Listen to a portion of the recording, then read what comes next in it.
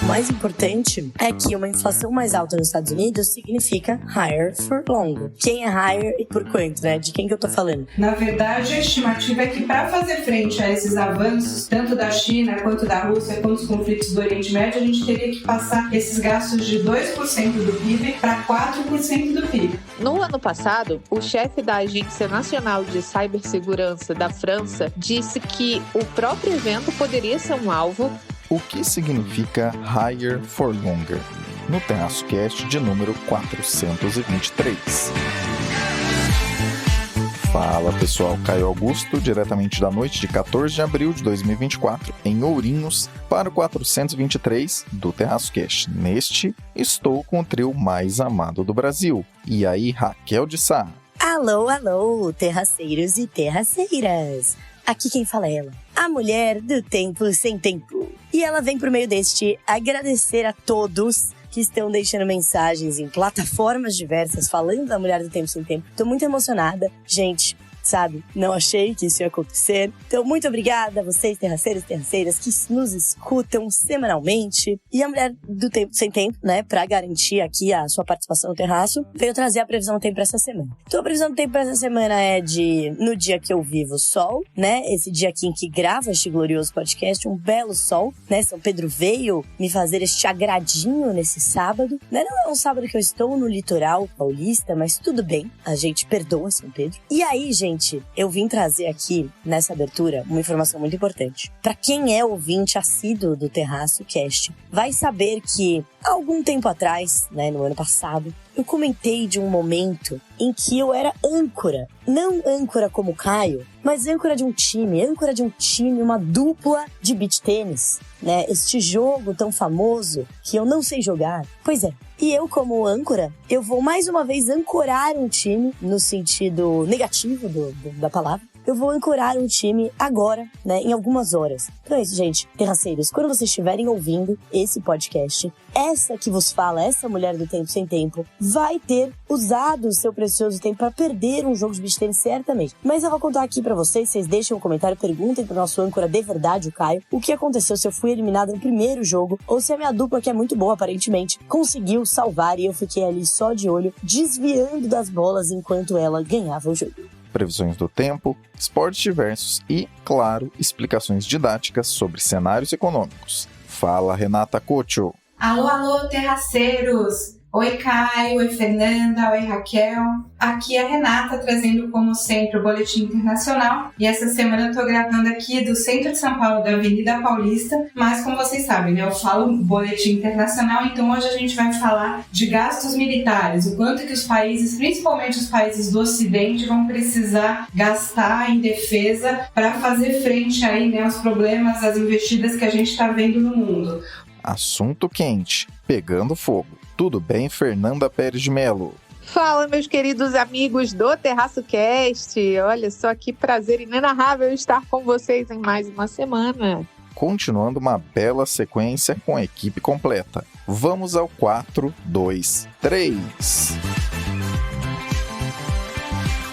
Raquel, com os dados fortes da economia americana, principalmente em relação à inflação e ao mercado de trabalho, a tese do Higher for Longer vai ganhando força. O que essa tese significa? E como ela impacta a economia brasileira? E é isso, Caio Augusto. Vamos ao que interessa. E o que interessa é aquele meu bom dia, boa tarde, boa noite para as minhas colegas de podcast, a Rê e a Fê. Claro, eu não ia esquecer mais uma vez, como eu faço quase que semanalmente, que é raro, mas acontece muito. Bom, agora, de fato, ao nosso assunto do dia. O assunto do dia é Higher for Even Longer. Eu acabo de copiar, né, esse título do podcast do Financial Times. Que, vou contar que o Financial Times, eu acho que eles estão com alguma escuta, né, na minha conversa aqui com o Caio Augusto. Porque o Caio Augusto falou pra mim assim, Raquel, vamos falar aí de Higher for Longer? A gente não falou muitas vezes. Eu falei, como assim, cara? A gente já falou 1 milhão de vezes de Higher for Longer. E ele falou, não, mas agora eu acho que vai surgir de novo. E aí, eu falei, bom, tá bom, vamos falar sobre esse tema. Aí, no dia seguinte, né, depois que saiu o dado de inflação nos Estados Unidos, eu vou olhar e o título do podcast que eu escuto diariamente do Financial Times, que é o Financial Times New Briefing, né, o FT News Briefing,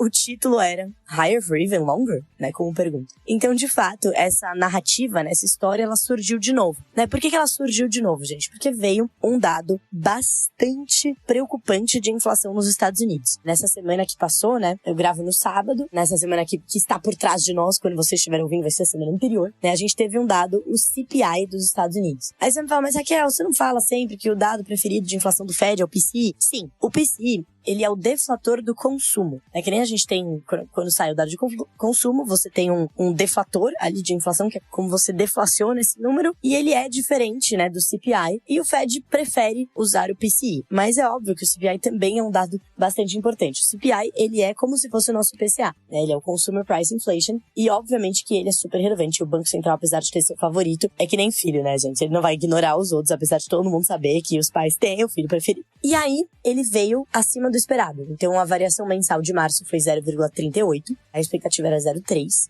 Aí você fala, nossa, mas são só alguns pontos, né? Alguns pontos base, tipo 0,0. Fez tanta diferença? Cara, apesar de não ser tão grande a diferença, o que preocupou mesmo foi a abertura.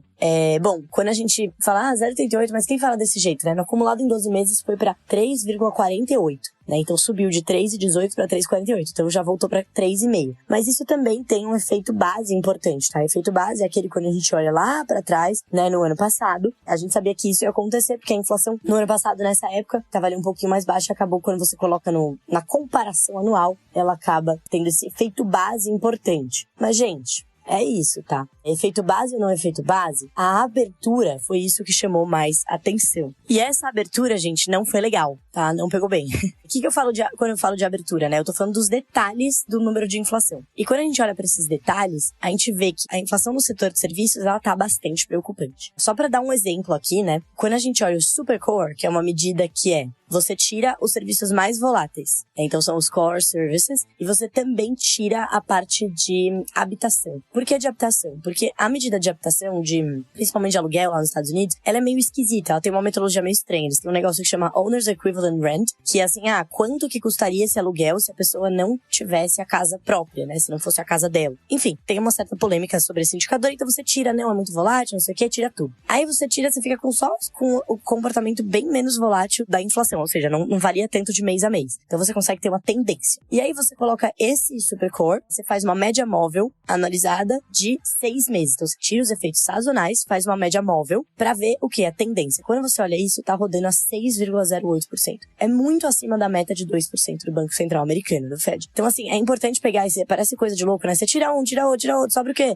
Né? Mas na verdade assim, é importante pegar essas sensibilidades porque você vê a tendência. E esse número do CPI, né, esse resultado de março mostrou que a tendência da inflação parece estar revertendo para uma alta, ao invés de estar uma tendência de baixa. Então, realmente, foi um número preocupante, né? O mercado virou ao contrário, né? Os mercados, assim, bolsas, mercado de renda fixa, virou ao contrário depois desse dado. Talvez tenha sido certo o exagero. Mas é claro, como tava todo mundo vendo um céu de brigadeiro, não, os dados estão melhores, né? Os investidores estavam sempre querendo olhar o copo meio cheio. Vinha dado de mercado de trabalho, vinha um mais fraco e 3 mais forte. Não, mas veja bem, esse um mais fraco, né? Tá todo mundo procurando o copo meio cheio. Mas, esse dado aí do CPI, ele veio jogar certa água no chope, né? E aí, por que isso é importante, gente? Porque a inflação mais alta nos Estados Unidos, a gente não tá mais no momento em que a gente tá assim, vamos importar a inflação, porque se tá alto lá, tá mais alto aqui. Isso, depois da pandemia, né, isso no auge da pandemia fazia mais sentido. É claro que algumas coisas, a gente tem uma relação comercial importante com os Estados Unidos e tudo mais, né, algumas coisas têm uma certa inflação importada. Mas o mais importante não é nem isso. O mais importante é que uma inflação mais alta nos Estados Unidos significa higher for longer. Quem é higher e por quanto, né? De quem que eu tô falando? Dos juros. Então tá todo mundo esperando que os juros comecem a cair nos Estados Unidos, né? Comecem a cair, que a gente tem essa mudança de os ativos de risco, inclusive aqui no Brasil, por exemplo, né, os ativos brasileiros, eles não tenham mais esse peso aí de, os juros nos Estados Unidos estão mais altos, então aqui não vale mais a pena, esse peso relativo, né? Que é claro que quando os títulos do Tesouro Americano estão pagando mais, tudo fica menos atrativo, principalmente os ativos de risco, incluindo ações, incluindo qualquer ativo aqui no Brasil. Ao mesmo tempo, a gente tem os efeitos econômicos mesmo, né? Que com uma inflação mais alta, juros mais altos por mais tempo nos Estados Unidos, o dólar continua mais forte, né? né? Por quê? Atraindo dinheiro pra lá. E aí o dólar mais forte aqui em relação ao Brasil, e aí óbvio que vale você voltar se você não ouviu o último episódio desse podcast que eu falei justamente sobre o dólar, mas ele também pressiona a nossa inflação por aqui, né? Porque a gente sabe que desde a farinha do pãozinho nosso de cada dia até um monte de commodity negociado em dólar e até as máquinas que vão fazer nosso produto industrializado aqui é importado. Então, esse pass-through, que é o efeito do câmbio na inflação, ele é bem importante. Então, isso também atrapalha o trabalho do nosso Banco Central. E, ao mesmo tempo, os juros mais altos lá também pressionam os nossos juros de longo prazo por aqui. Então, também atrapalha o trabalho do Banco Central, porque ele fala, bom, eu tô aqui mexendo na meta Selic, né, na Selic de curto prazo, mas a de longo prazo é determinado pelo mercado, né, por compra e venda e tal.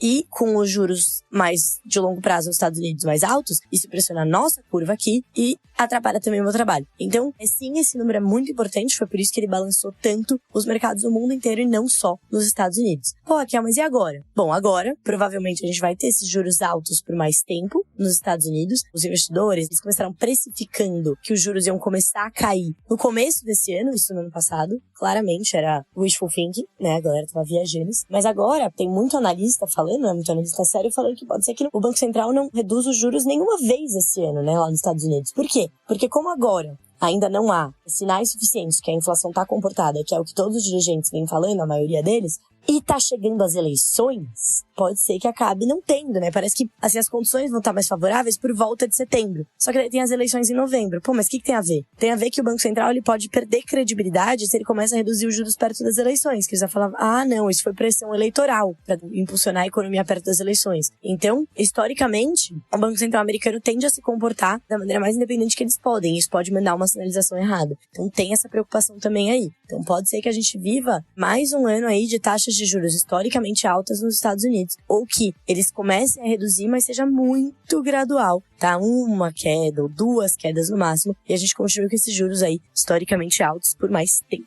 E aí, gente, só pra comentar aqui rapidamente, o nosso IPCA, que é o irmão gêmeo doméstico, né, do CPI, que é o nosso indicador de preço ao consumidor, ele veio nesse mês, também veio no mês de março aí, também foi divulgado na semana passada, só que ele trouxe boas notícias, gente. Ele trouxe boas notícias, ele veio abaixo do esperado, e a abertura, diferente da abertura do CPI, ela veio positiva. Ela mostrou que os preços de serviços, que assim como nos Estados Unidos estão pressionados, eles estão com uma tendência, finalmente estabilizaram, quando a gente faz a mesma média móvel e tudo mais, eles estabilizaram, e super importante, os serviços intensivos em mão de obra, que é o mais importante que eu falei aqui do mercado de trabalho e tal, nos últimos episódios, eles trouxeram uma estabilização, né? E a nossa inflação, ela caiu para 3,90 e pouquinho, caiu abaixo de 4, ou seja, tá se aproximando da meta do nosso Banco Central, que aqui é 3, e a tendência veio mais de queda do que de alta. Então, boa notícia aqui pro Brasil, mas é claro que, assim, essa boa notícia em termos de mercado, ela durou 5 minutos, né? Porque logo depois saiu o CPI e virou tudo. Mas do ponto de vista de nós, brasileiros, pessoas normais, né, reais, é uma boa notícia, né? Inflação menos pressionada aí, inflação rodando em 4%,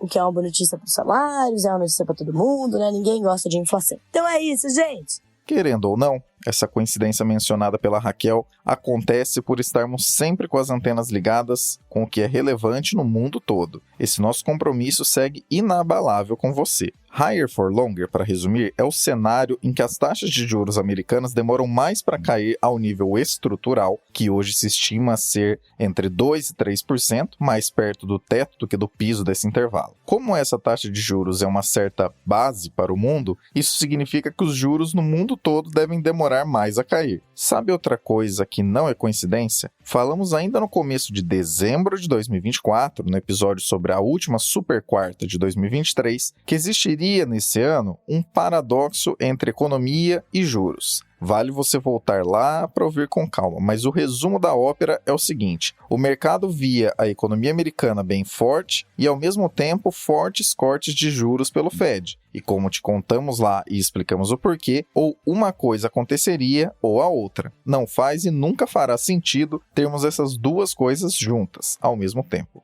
Perdão a insistência nesse ponto e o pleonasmo, porque de fato é algo bastante direto. Não sabemos por que muita gente acaba não querendo acreditar, não querendo verificar isso de olho nos dados. Juros americanos mais altos por mais tempo significam dólar mais forte, juros no mundo todo com queda esperada mais contida e achatamento do crescimento em todo canto. Cenário local é mais benigno, nosso IPCA mostra uma queda sustentada, de acordo inclusive com o que o Banco Central esperava, né? E isso acaba endossando a continuidade do cenário de quedas, mas ventos negativos das boas notícias da economia americana, olha só que paradoxo, e eventualmente vindos de más decisões internas, como temos pontuados aqui há vários episódios, podem abreviar os sorrisos. Quem diria que a tensão econômica global viria justamente de uma resiliência e não de um hard landing da economia americana?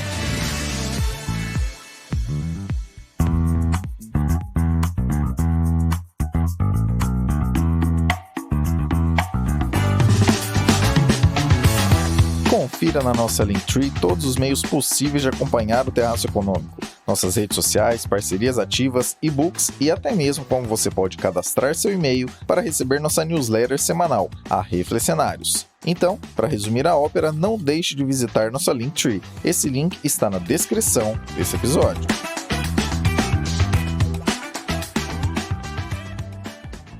Renata com o Boletim Internacional. A corrida militar global de 10 trilhões de dólares. E a gente está vendo atualmente que a gente está vivendo uma nova era de rearmamento, né? Aqueles dividendos de paz que a gente viu com o final da Guerra Fria parece que se esgotaram e os países estão precisando cada vez mais gastar com defesa. A União Europeia está começando a entender o custo de proteger as fronteiras do leste contra esses avanços, né? E a OTAN, que está comemorando aí um comprometimento dos países de gastar 2% do PIB com gastos de defesa, com gastos militares, na verdade a estimativa é que para fazer frente a esses avanços, tanto da China quanto da Rússia, quanto os conflitos do Oriente Médio, a gente teria que passar esses gastos de 2% do PIB para 4% do PIB. Lembrando que os países da União Europeia, a maioria, não atingiram ainda nem esses 2%. O Caio me passou, né, um artigo muito interessante da Bloomberg sobre isso, e a Bloomberg fez uma estimativa, né, a Bloomberg tem uma área de análise econômica, e eles fizeram uma estimativa que se os Estados Unidos e os países do G7 atingirem o patamar de 4% do PIB com gastos de defesa, em uma década eles teriam que gastar 10 trilhões de dólares para fazer frente a esses investimentos. Ou seja, né, é muito dinheiro. E a gente está vivendo num momento, como vocês sabem, a gente comenta aqui, né, praticamente toda semana, uma série de dificuldades nos países, né? Então a gente tem juros altos por causa do controle da inflação, pós-pandemia também por conta desse conflito Rússia-Ucrânia. Então, assim, os países vão precisar se endividar muito mais para conseguir fazer frente a esses gastos necessários para a defesa, num momento em que esse endividamento está caro por conta das altas taxas de juros mundiais. Então, como é que a gente vai fazer para ter esse dinheiro? Ou melhor, como é que esses países vão fazer? Vai ter que aumentar imposto, vai ter que aumentar endividamento público, aumentar o custo das dívidas e também vai ter que diminuir gastos com outros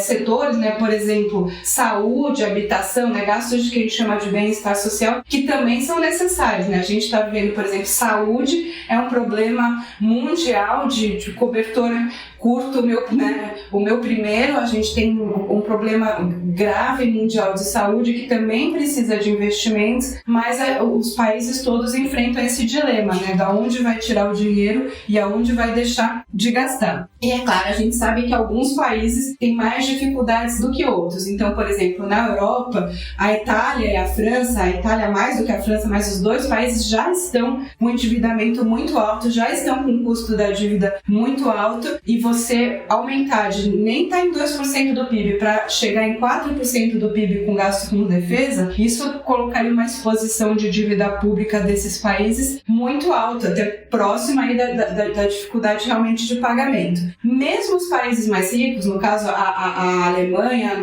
na Europa ou os Estados Unidos, né, que os Estados Unidos, por exemplo, já aloca mais de 2%, aliás, bem mais. Os Estados Unidos já gasta 3,3% do PIB com defesa. Mas mesmo mesmo assim, para passar de 3,3% para 4% de PIB com defesa, os Estados Unidos teriam que aumentar a relação dívida-PIB deles de 99% para 131% em uma década. Ou seja, também é uma pressão forte, inclusive, no endividamento dos Estados Unidos e mais ainda nos países da Europa. Então, tem todo esse dilema. Mas, por outro lado, os países asiáticos têm gastado cada vez mais com defesa. Então, você tem essa corrida armamentista, ela acaba criando aí um jogo que se você não gasta, você acaba ficando muito vulnerável, né? Então, a gente viu, por exemplo, na Ásia, a China, o ano passado, aumentou 7,2%, o gasto com defesa é o maior em 5 anos. Outros países asiáticos também, a Malásia aumentou mais de 10%, a Filipinas 8,5%. Então, de fato, assim, os países asiáticos, eles estão gastando com defesa, eles estão se armando e os países do Ocidente precisam aí responder a isso de alguma forma, né? Porque sempre que a gente fala em gasto com defesa, você tem que considerar o gasto, o quanto você vai ter que gastar, mas também qual é o custo de você não gastar e ficar vulnerável e o seu país aí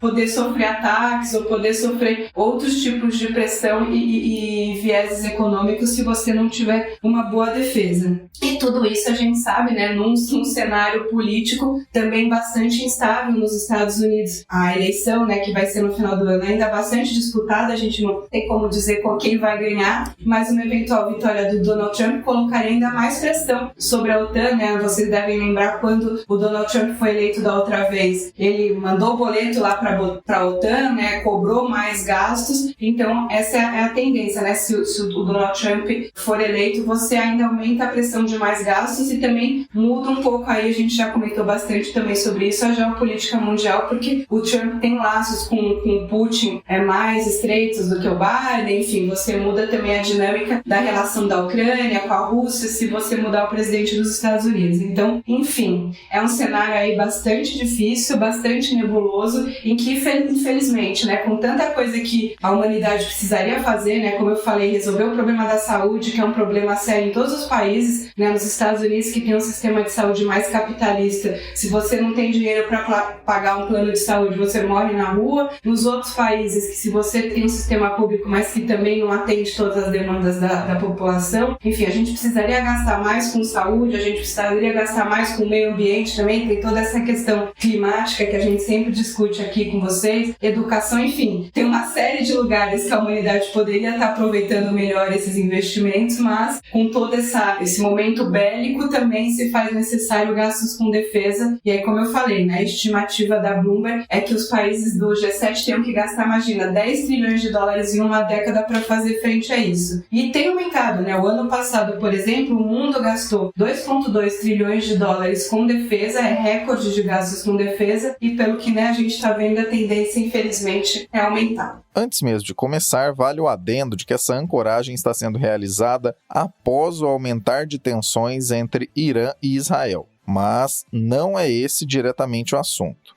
Falaremos em breve com mais especificidade no Boletim Internacional. Em todo caso, por coincidência, o assunto é correlato e foi escolhido dias antes de tudo isso acontecer. Adendo feito, vamos lá. Diz uma velha frase que, quando não atravessam mercadorias, o que cruza as fronteiras entre países são os tanques de guerra. Esses tais dividendos de paz que a Renata mencionou, dos anos 90 até a pandemia, vinham de um mundo que concentrava atuações e não discutia tanto tensões latentes. China produzia tudo, Estados Unidos pensavam em tudo, a América Latina enviava as commodities que serviam como base dessa produção e da alimentação no mundo todo. Enfim, as tensões sumiram nesse período? Claro que não, ficaram latentes. Mas essa latência permitiu um certo alívio em gastos militares a nível global. Com exceção aos Estados Unidos, basicamente todo mundo baixou a guarda, contando que justamente a maior economia do mundo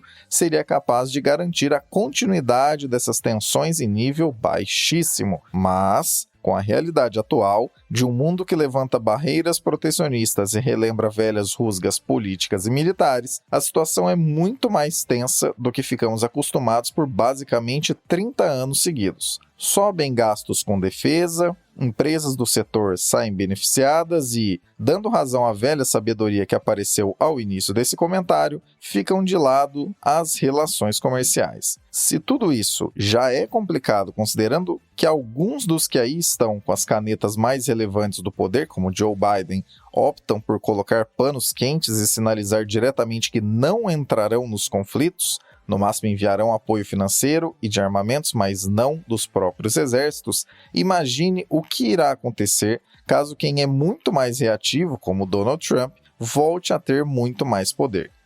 E claro, importante também pontuar, subindo gastos militares, levando em conta também que os custos globais com a dívida pública em diversos locais do planeta, sobretudo os Estados Unidos, subiram. Isso significa que a presença do Estado para questões mais básicas e não resolvidas ficará cada vez mais distante. Para vocês terem ideia, o dado mais atualizado que existe sobre pagamento de juros da dívida, atenção, só juros, nos Estados Unidos, levantou 1,02 trilhão de dólares. Isso, dar trilhão pagando juros da dívida é a primeira vez que acontece nos Estados Unidos. Pode parecer paradoxal, mas a gente ajuda o mundo inteiro em conflitos bélicos, mas não conseguimos ajudar o americano médio quando ele precisa de saúde básica, ainda vai custar muito caro em termos políticos e movimentar consideravelmente o xadrez geopolítico global, ainda em 2024, diga-se de passagem.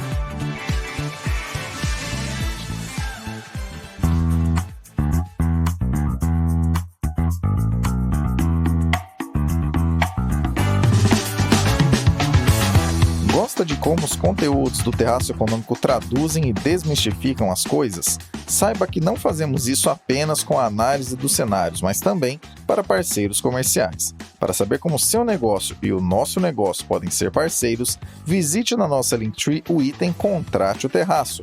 Quem sabe seu produto ou serviço pode não apenas ganhar uma descrição mais adequada, como também acessar as centenas de milhares de pessoas que nos acompanham todos os anos. Já pensou?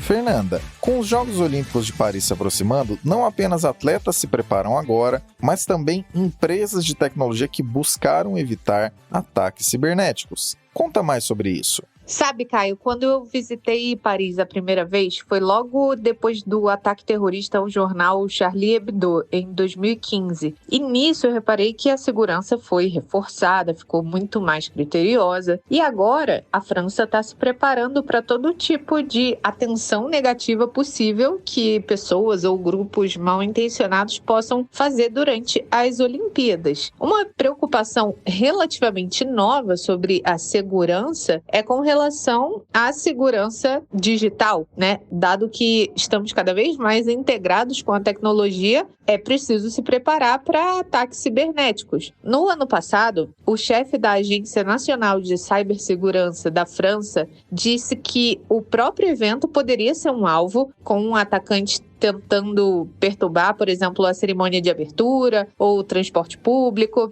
Uma outra empresa que forneceu serviços de segurança cibernética para os Jogos Olímpicos de 2021 em Tóquio relatou que aconteceram 450 milhões de tentativas de ataques cibernéticos naquela época. E aí, qual é o cenário agora, né? Como a França tem se preparado nesse momento? A AXA, que é uma multinacional francesa, que é um dos maiores grupos de seguradora do mundo, está planejando uma campanha para ajudar a prevenir os ataques cibernéticos contra a França na preparação dos Jogos Olímpicos de Paris. A seguradora vai compartilhar um pacote de medidas importantes com os clientes empresariais franceses para melhorar a proteção dos seus sistemas de informação. A campanha vai ser dirigida a todos os clientes corporativos, mesmo aqueles que não possuem a pólice de seguro contra riscos cibernéticos. O governo da França disse explicitamente que vai ser um momento em que os ataques cibernéticos contra a França vão ser massivos e que precisam ter planos de prevenção ambiciosos, ou seja, já é algo dado, vai acontecer. Como se prevenir a isso? Isso vai muito em linha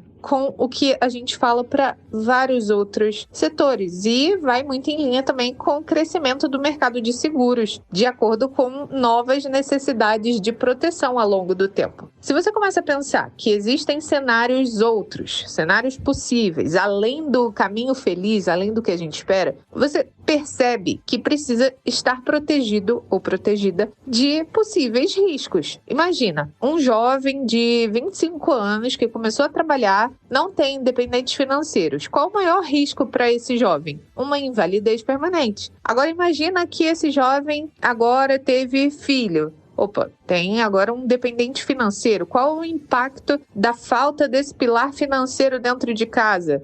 Então, é sempre precificando, quantificando, tentando quantificar, tentando colocar em números algo muito ruim que possa acontecer. Então, nesse exemplo, se a gente joga para o universo de uma pessoa que trabalha, então ela continua precisando de uma proteção para invalidez e ao longo da vida ela pode ir adaptando essa necessidade de seguros, né? Se torna um pilar financeiro dentro de casa, qual o impacto dessa pessoa não conseguir mais gerar renda para uma família? Enfim, comecei aqui na França, terminei falando de proteção de seguros porque acabou que um assunto puxa o outro, né? E aí eu queria saber de vocês, terraceiros que nos ouvem aqui, vocês usam seguro de vida? Vocês têm seguro de vida? É um tema que a gente pode abordar mais aqui no Terraço Cast. O que vocês acham? Deixa aqui nos comentários do podcast para a gente conversar melhor. Fato curioso, um grande amigo de nome Victor Barros, abraço a ele, certamente nos ouve, abraço Vitão, e esteve cursando parte de sua graduação na Politécnica de Paris, na mesma época em que também ocorreu esse atentado terrível do Charlie Hebdo, e contou bastante sobre como as coisas ficaram tensas e com camadas adicionais de segurança e conferência, sobretudo a imigrantes, após isso. Levando em conta que Jogos Olímpicos são eventos que concentram os olhos e atenções do mundo todo, se algum risco já balançava as emoções, esse risco fica ainda mais em voga em momentos como esse. Adicionando a isso o fator digital, já que os dados são cada vez mais volumosos, importantes e relevantes hoje em dia do que costumavam ser anos atrás, inclusive muito mais do que eram na própria época do atentado ao Charlie Hebdo, vulnerabilidades em redes digitais podem custar muito mais caro hoje do que ontem. Com tudo isso em mente, essa prevenção trazida pela Fernanda de fato chama a atenção. Inclusive, não sabemos se você que nos ouve agora irá aos Jogos Olímpicos de Paris ou não. Mas, já pensou em seguro de vida e em ampliar as proteções de dados dos dispositivos que você levará ao evento? Você que sempre nos acompanha, que tal trazer mais gente para ouvir e também acompanhar o Terraço Cast? Não deixe de enviar esse episódio para alguém que também queira ficar por dentro das discussões relevantes a nível doméstico e internacional. Nos despedindo agora desse trio que trouxe suas análises descomplicadas e simplificadas ao 423 do Terraço Cast. Obrigado, Raquel! Então é isso, pessoal. Por hoje eu fico por aqui e a gente se ouve e se fala na semana que vem. Obrigado, Renata. Um beijo e até a próxima. E obrigado, Fernanda. Caio, meninas, um grande prazer estar com vocês aqui no podcast. Muito obrigado, você terraceiro que ouviu até o final deste episódio. E você sabe que pode me encontrar nas redes sociais, @sigafefa. Valeu, grande abraço. Abraços pelas ondas sonoras. Continuamos a prosa no próximo episódio.